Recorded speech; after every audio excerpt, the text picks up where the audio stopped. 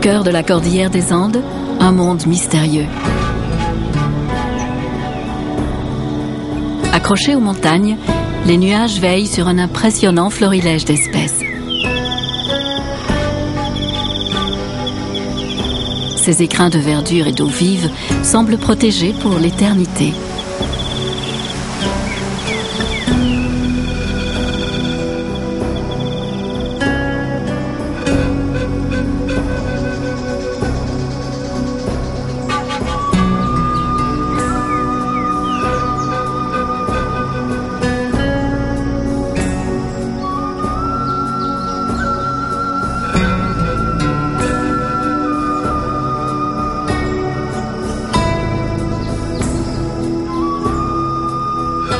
Le sanctuaire de Tabaconas Nambaye est situé au nord-est du Pérou.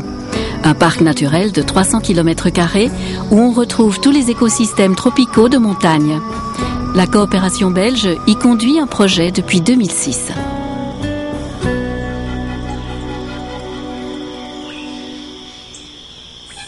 L'État péruvien a encouragé l'installation dans ces vallées de milliers de campesinos. Dans cette région du Pérou, en fait, il y a une augmentation de la population due à deux facteurs. Premièrement, l'augmentation naturelle de la population. Donc, il n'y a pas de méthode de contraception dans les familles. Il y a 5 à 6 enfants par famille. Et l'autre facteur est l'immigration depuis d'autres régions du Pérou.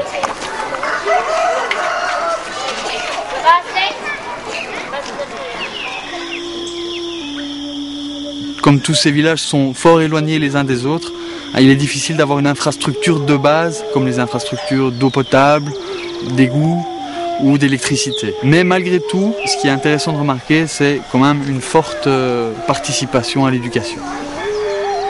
Les enfants marchent souvent 6 à 8 km pour rejoindre une école. Le niveau de scolarisation reste l'un des plus bas du pays.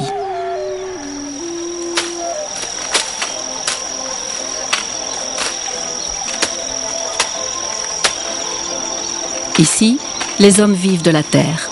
Culture vivrière et élevage couvrent les besoins essentiels.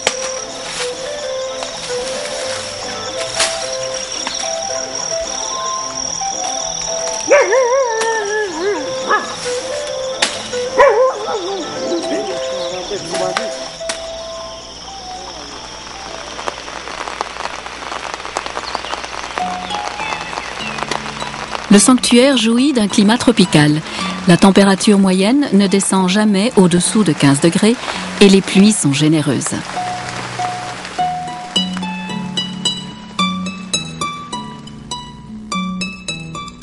L'humidité atmosphérique résulte d'une interaction entre forêt et montagne. La condensation de la vapeur d'eau générée par la respiration des arbres donne naissance aux nuages. Les vents de l'Est emportent ces masses d'air chaud et humide vers les contreforts des Andes. Piégé par ce barrage, l'air monte, sature et provoque les précipitations. Le sanctuaire national Tabaconas Nambaye est en fait un parc naturel ici au nord du Pérou, le seul dans ce type de climat, qui fait plus ou moins 300 km² et qui est composé de différents étages de végétation. Sur une petite distance, on passe d'altitude de 1500 mètres jusqu'à des altitudes de 3000-3500 mètres. Donc on a un étagement de la végétation très important qui offre une diversité d'habitats et donc une diversité de plantes.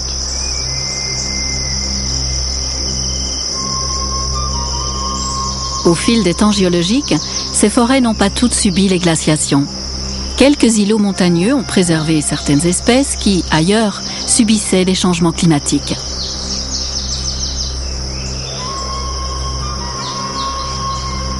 Isolés, ces survivants ont évolué et produit une grande variété d'espèces qui témoignent de la richesse de cet écosystème. Le Pérou possède la 3e forêt tropicale du monde.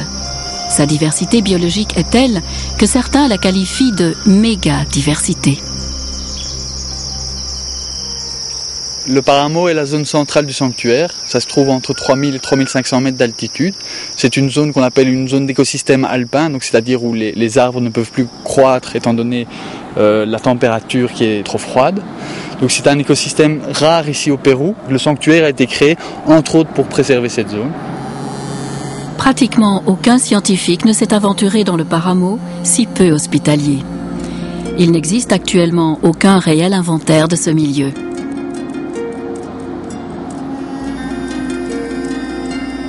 On a pu découvrir ici quelques espèces, mais il reste encore un certain nombre, sans doute, d'espèces à découvrir, mais il faut y accéder.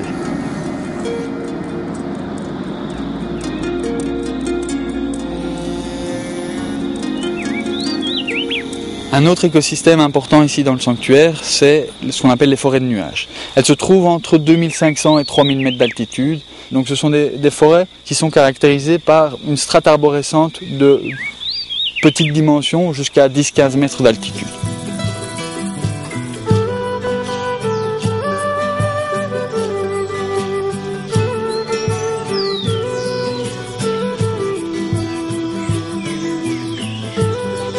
Dans ces forêts de nuages qui se jouent des saisons, le feuillage est persistant, la nature exubérante et créative.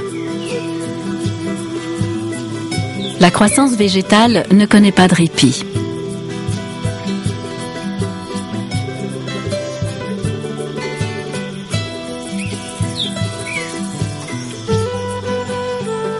Certaines plantes nous paraissent familières, mais le foisonnement d'espèces dépasse largement le catalogue de nos jardineries.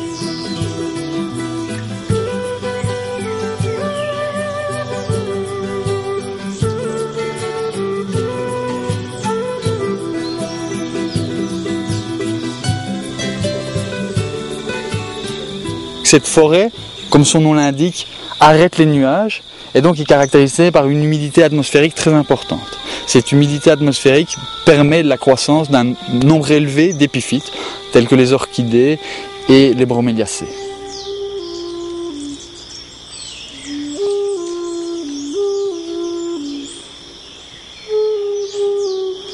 Les épiphytes sont des plantes qui se servent de l'arbre comme support sans le parasiter. Elles n'auront de toute leur vie aucun contact avec le sol. Les broméliacées sont très abondantes, mais il y a aussi les fougères, les hépatiques, mousses, lichens. Du pied à la cime, du tronc aux rameaux ultimes, l'arbre se couvre d'une vie végétale plus riche qu'au sol.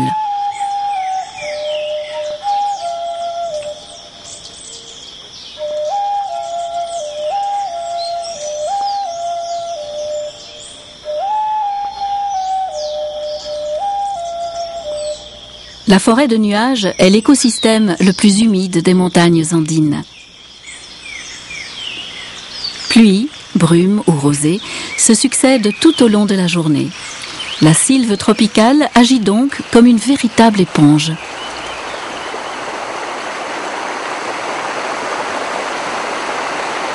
Toutes les précipitations qui tombent ici dans le sanctuaire et dans la région alimentent un nombre important de rivières qui au final se jettent toutes dans le bassin amazonien, qui est le bassin le plus important du monde.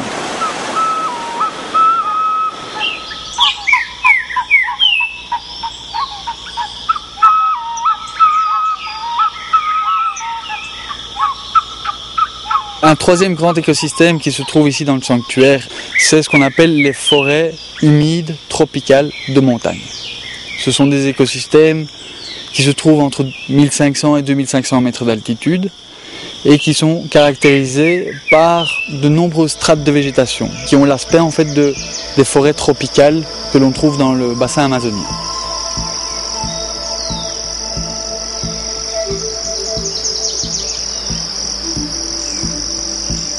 Ici, les conditions idéales de croissance sont réunies. Chaleur, lumière, humidité. Dans ce type de forêt, on a recensé plus de 120 espèces d'arbres sur une parcelle d'1 hectare.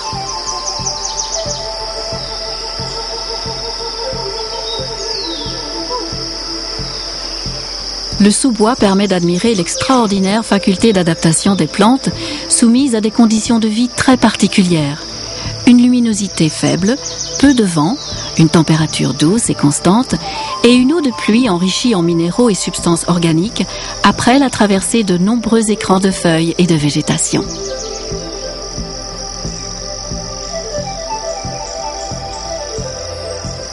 Royaume d'ombre et de lumière, la forêt tropicale de montagne est éclectique dans sa composition. Tous les types de végétaux s'entremêlent, arbres, arbustes, lianes, épiphytes, champignons et graminées.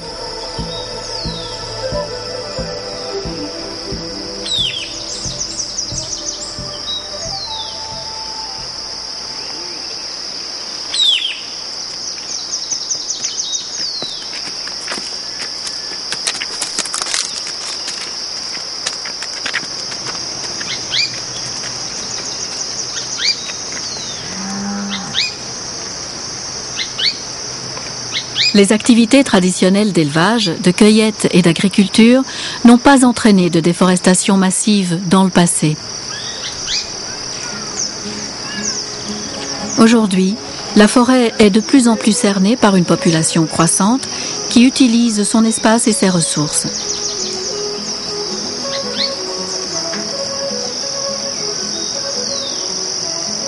On l'ignore souvent, la déforestation en montagne est bien plus rapide que dans la plaine amazonienne.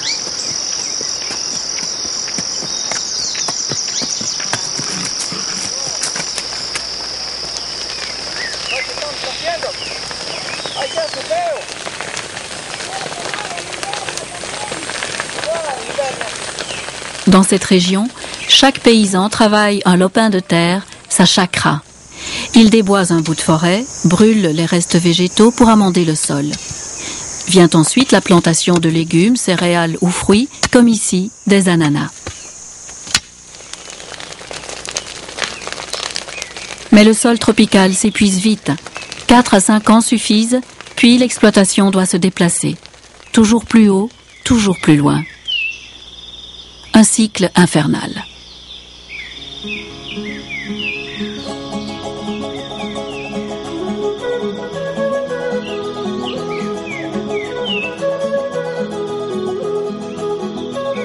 Ces pratiques de défrichage réduisent la couverture forestière, entraînant une série de déséquilibres sur le plan de la biodiversité. À l'échelle mondiale, c'est le climat lui-même qui est perturbé.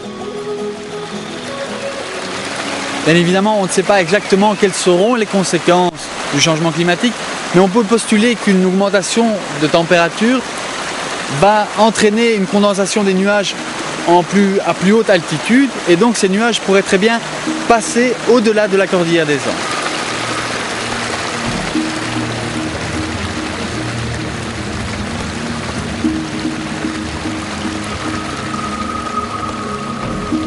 Plus de nuages, plus de pluie, plus de forêt.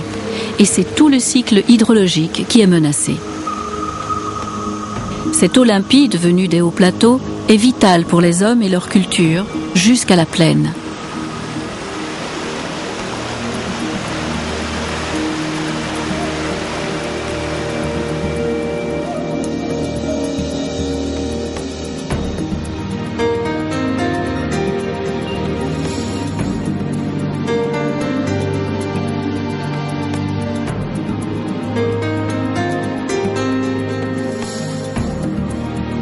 L'impact de la déforestation est dramatique en saison des pluies.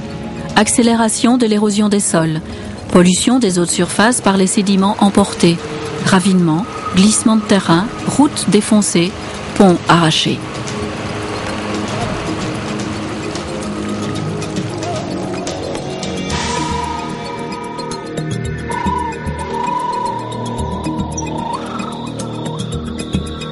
Partout, le paysage porte les stigmates du saccage. La forêt tropicale de montagne morcelée est incapable de se régénérer.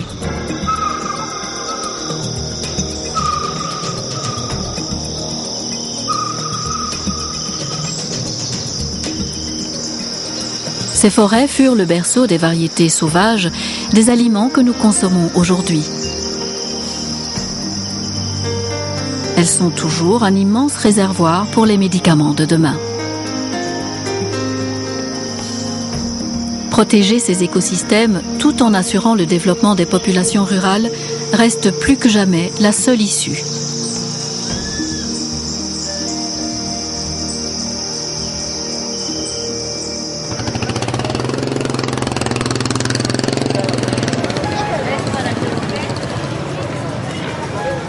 Exiger des hommes qu'ils cessent d'abattre la forêt, leur seul moyen de survivre, n'est ni réaliste ni équitable.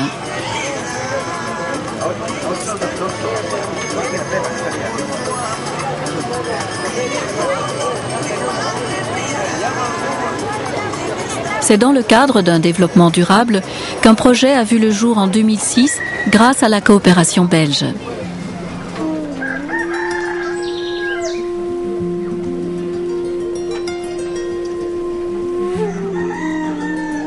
Sa démarche, inscrire les communautés rurales au cœur de l'avenir des forêts tropicales et améliorer leur niveau de vie. Pour y parvenir, une technique est favorisée, l'agroforesterie. Elle concilie productivité de l'espace et gestion soutenable des ressources naturelles. Sur une même parcelle, plusieurs variétés d'arbres et de cultures sont associées. Chaque plan assure une fonction différente: fixation du sol, ombre, fertilisation, production de fruits ou de bois.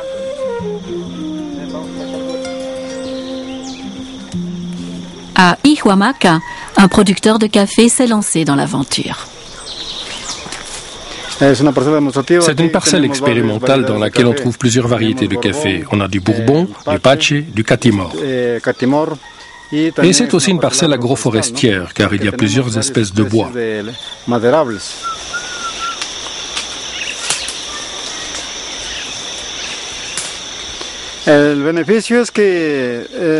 L'avantage, c'est d'avoir des arbres à tout moment. Par exemple, si à un moment donné le café connaît une baisse de prix, ou si tout à coup il y a une maladie sur la plantation, eh bien notre parcelle est une parcelle agroforestière. Et il nous reste les arbres. Et les arbres donnent une récolte qu'on peut vendre.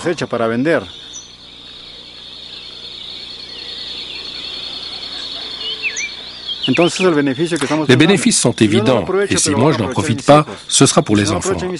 Et même mes petits-enfants pourront en profiter. Ils seront bien contents d'avoir une parcelle reboisée avec du bois utilisable. Ils pourront s'en servir pour leurs meubles, pour leur maison. C'est notre vision des choses. Travailler pour notre descendance.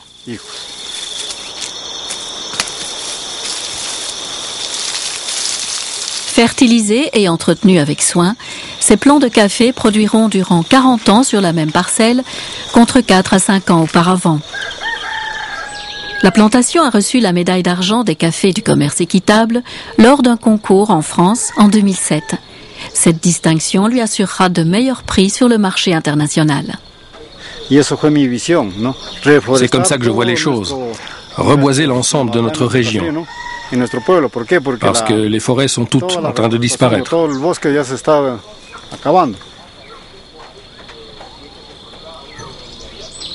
Aujourd'hui, la technique fait école. 38 parcelles agroforestières se sont développées dans la région du sanctuaire.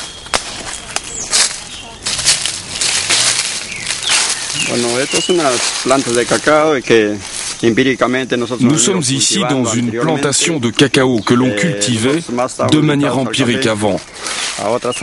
On cultivait surtout le café sur d'autres terrains et on en tirait pas mal de bénéfices.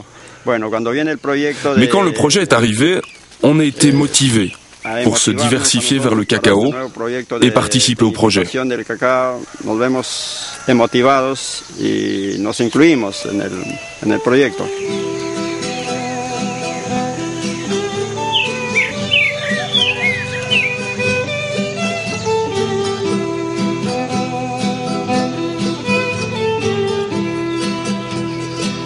Les premiers résultats sont encourageants.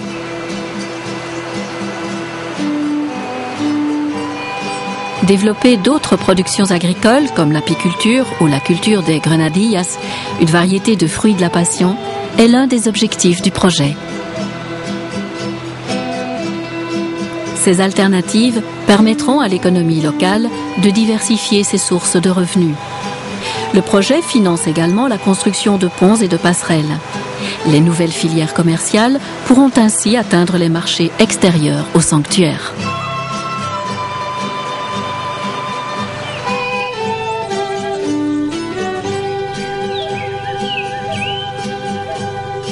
En partenariat avec le projet de la coopération technique belge, les habitants du village de la Montagne, producteurs de tabac, se sont engagés dans l'installation d'un réseau d'épuration et de distribution de l'eau.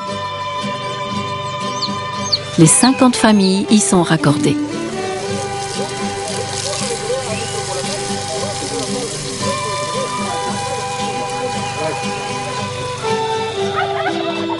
Le captage se fait dans la montagne, dans une zone protégée de toute pollution.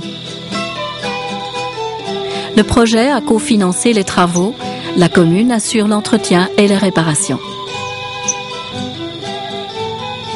La seule manière d'y arriver, c'était de demander à chacun d'investir dans l'installation d'une pièce d'eau, de telle sorte que les maisons équipées puissent être reliées au système. Et la seconde innovation, c'est le traitement des déchets solides et liquides, afin que ceux-ci ne contaminent ni le fleuve, ni le torrent, ni la lagune. Et ce type de travaux a pu être entrepris dans d'autres villages. Ce sont des travaux qu'on peut reproduire.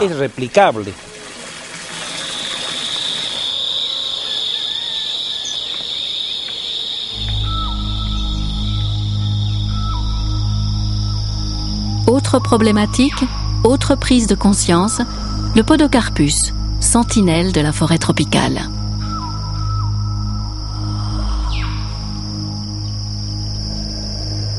Les Podocarpus sont des espèces qui nécessitent une protection parce qu'il y a de nombreuses menaces qui pèsent sur elles. La première, c'est que c'est une espèce qui est très recherchée par les populations locales. C'est un bois de très bonne qualité, durable, et donc il est utilisé pour toutes sortes de constructions, les meubles, les portes, etc.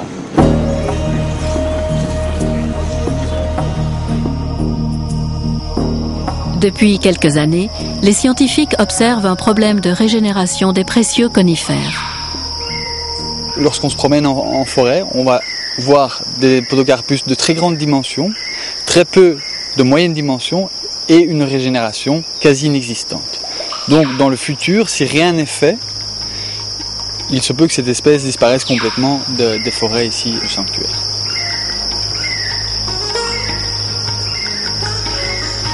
Les semis naturels sont très irréguliers, car la fructification des Podocarpus n'est pas annuelle.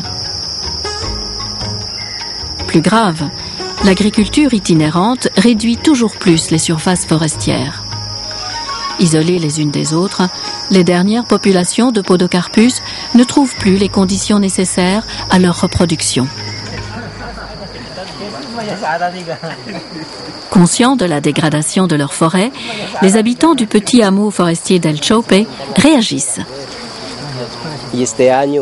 Cette année-ci, nous avons eu beaucoup de semences. Et donc, nous avons pensé faire une pépinière. Ici, nous avons 20 000 plants. Et comme vous le voyez, ça marche bien. En apprenant à faire germer les graines de Podocarpus en pépinière, ces gardiens de la forêt ont découvert une dimension durable à leur gestion de la terre. Un premier pas à poursuivre et encourager.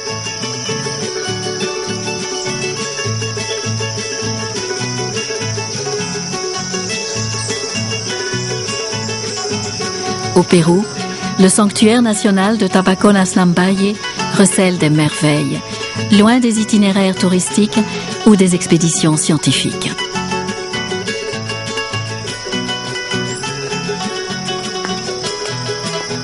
Oasis de vie, les forêts de montagne sont menacées.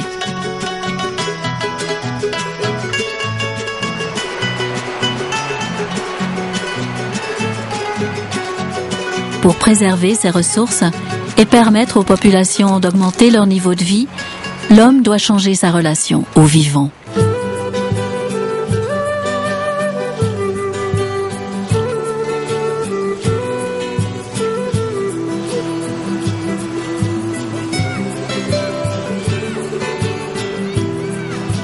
Au cœur des Andes, une renaissance commune des écosystèmes et des communautés locales est amorcée.